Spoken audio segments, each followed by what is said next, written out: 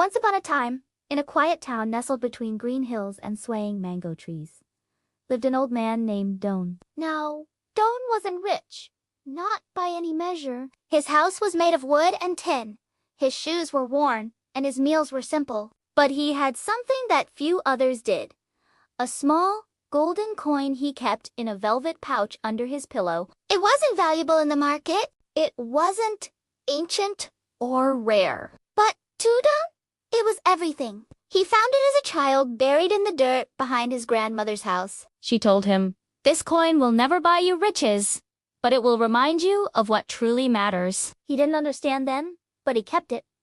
Years passed. He grew up, worked hard, lost loved ones, and watched the world change around him. There were times when he had nothing, no job, no food, no hope, but each time he held that coin, he remembered his grandmother's words.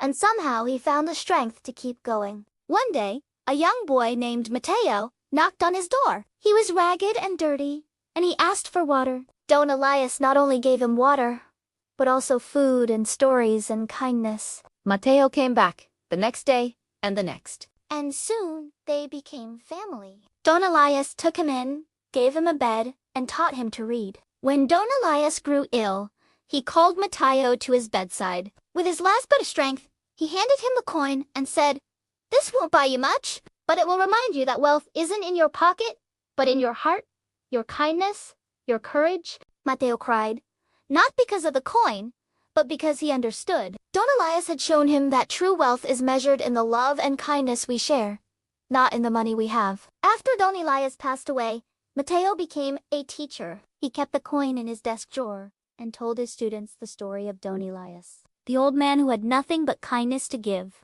And every time a child felt lost or discouraged, he let them hold the coin, just for a moment, to remember that money can't measure the value of a life well lived.